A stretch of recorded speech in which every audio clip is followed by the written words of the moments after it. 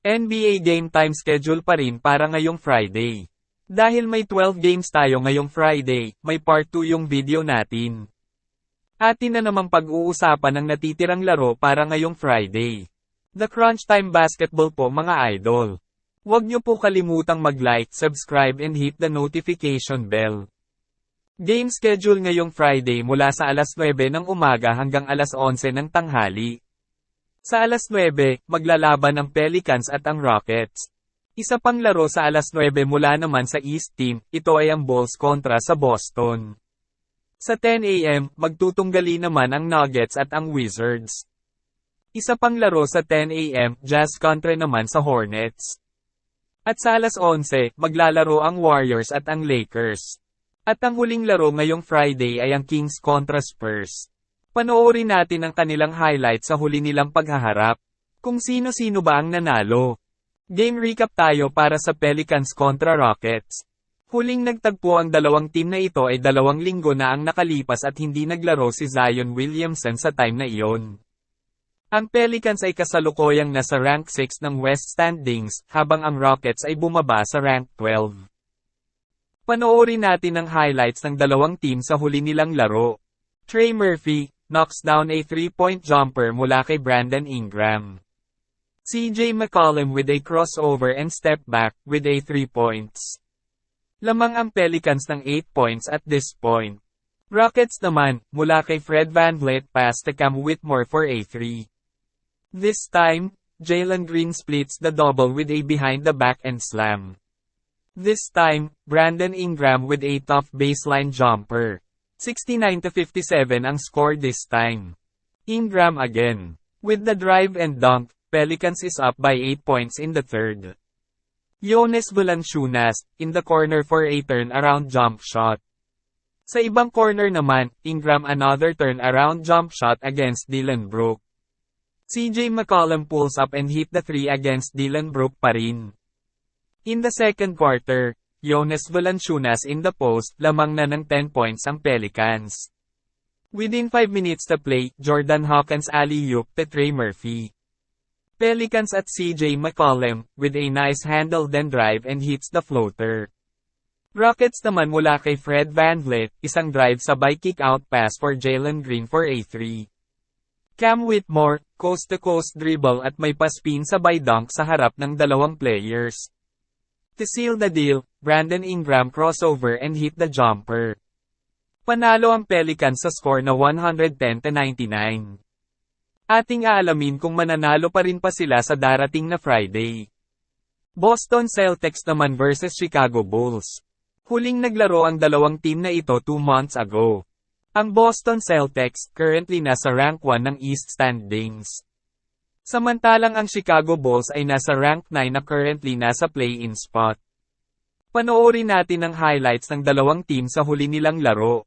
Sa first quarter, Patrick Williams swing to DeMar DeRozan para sa isang open 3. Jaylen Brown, may planong drive, pero biglang kick-out pass para kay Peyton Pritchard for a 3. Derek White, pass to Jason Tatum sa ilalim, Tatum, spin and drive and pull-up jump shot. Al Horford, binigay ang bola kay Jaylen Brown na nagkakot sa ilalim for a dunk. Sinundan pa ito ng isa pang dunk, this time mula naman kay Derek White from the elbow. Jaylen Brown again, drives to the basket and hits the layup. Boston up by 25. Jaylen Brown with some hesitation, and drives to the rim. Tambak na ang Bulls sa quarter na ito. Sam Hauser para sa isang tip dunk sa missed 3-point shot ni Jason Tatum. Drew Holiday, pass to Jaylen Brown for a 3-point shot. In the same spot, this time Jason Tatum drive to the rim for the layup at may kasamang foul. Sam Hauser, misses the shot, mabuti na lang nandoon sa ilalim si Tatum para sa isang shot. Derek White again, nahanap si Jaylen Brown sa gitna para sa isang dunk. Jason Tatum with a beautiful drive na may kasamang sidestep. Another 2 points for Tatum. At sa game na ito, panalo ang Boston sa score na 97-124. Mananalo pa rin ba kaya ang top 1 seed sa muli nilang pagkikita? Denver Nuggets kontra naman sa Washington Wizards. Huling naglaro ang dalawang koponan na ito noon huling buwan. Ang Wizards ay nasa rank 14, samantalang ang Nuggets ay nasa rank 4 sa Western Conference. Panoorin natin ang highlights ng dalawang team sa huli nilang laro. Nikola Jokic, for a strong drive going to the basket. Isang magandang simula ni Jokic sa game na ito. 1 minute to play, isang pull-up jump shot para kay Jamal Murray. On the other hand, Washington Wizards, babawi si Jones para sa isang 3-point shot. Jokic naman para sa isang no-look pass sa ilalim para kay Gordon for a slam. Jokic pa rin para sa isang short jumper mula sa paint area. Another Jokic play para sa kanyang season high in points. At this point, magandang pasa mula naman kay Jamal Murray para kay Jokic. Jokic na parang isang point guard, coast-to-coast dribble sabay pasa kay Porter. Another strong finish mula pa rin kay The Joker, Nikola Jokic for a tough layup. Marvin Bagley para sa Wizards for a short jumper at the corner. Nuggets lead by as much as 14 points, plus, another 3 points mula kay KCP. Panalo ang Nuggets sa score na 113-104. Abangan ang kanilang muling pagtatagpo bukas. Next game naman ay ang Jazz kontra Hornets. Huli silang naglaro 3 linggo na ang nakaraan. Biglang bumaba ang rank ng Jazz sa 11 dahil sa kanilang 4 na sunod-sunod na pagkatalo. Ang Hornets naman ay nasa rank 13 ng Eastern Conference. Panoorin natin ang highlights ng dalawang team sa huli nilang laro. Collin Sexton nagpasabog agad sa simula ng laro. Biglang bumitaw ng isang 3-point shot. Sexton again sa isang transition pass to Lauri Markkanen for a 3-point shot. May pagbawi ang Hornet mula kay Smith pass to Miller at Miller for an explosive dunk over Kessler. Another 3-point shot mula pa rin kay Lauri Markkanen. PJ Washington ng Hornets para sa isang tough layup. PJ Washington knocks down 3 in less than a minute to go. Collin Sexton from the baseline goes drive and up and under for 2 points. Lauri Markkanen again para sa isang 3-point shot sa kabilang corner naman. Ang ganda ng pasa ni Kelly Olynyk para kay Lauri Markkanen, isang alley-oop dunk ito. In the third, John Collins coast-to-coast dribble and makes the layup. Maganda din ang laro ni PJ Washington sa game na ito. Another driving layup para naman kay Collin Sexton. At sa huli ay panalo ang Jazz sa score na 134-122. Makakabalik pa kaya ang Jazz sa standings at mananalo kaya sila sa kanilang laro bukas? Lakers vs Warriors din maglalaro bukas. Huling naglaro ang dalawang ito bago mag-All-Star break. Ang Lakers ay nasa rank 9 na may 30 wins. At ang Warriors ay nasa rank 10 na may 27 wins. Panoorin natin ang highlights ng dalawang team sa huli nilang laro. Steph Curry passes to Jonathan Kuminga sa isang fast break play sabay dunk. Anthony Davis cuts the lead para naman sa kanyang mid-range jump shot.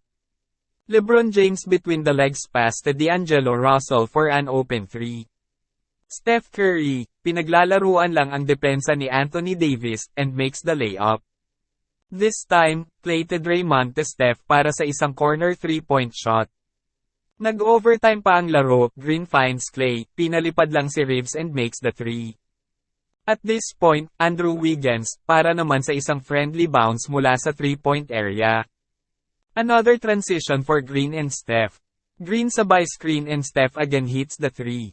For the Lakers, may pagbawi si D'Lo ng isang contested 3 mula sa corner. Lakers again, from LeBron James ibinigay kay Reeves, with a little hesitation to the basket. Para sana sa winning shot mula kay LeBron, hindi ito pumasok dahil sa depensa ni Green. Lamang ng 1 point ang Warriors dahil sa 3-point shot ni Curry. 4.7 seconds remaining. Last ball position para sa Lakers, na foul si James sa huling play ng laro. Pasok ang dalawang free throw ni James, Lakers lead by 1. Panalo ang Lakers sa pagkakataong ito sa score na 145-144.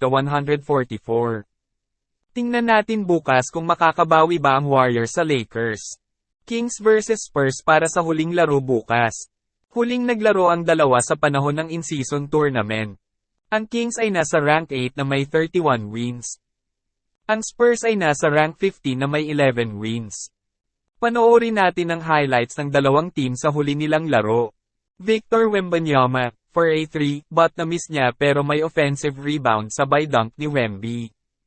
Malik Monk knocks down the wind open 3, lamang ang Spurs this time.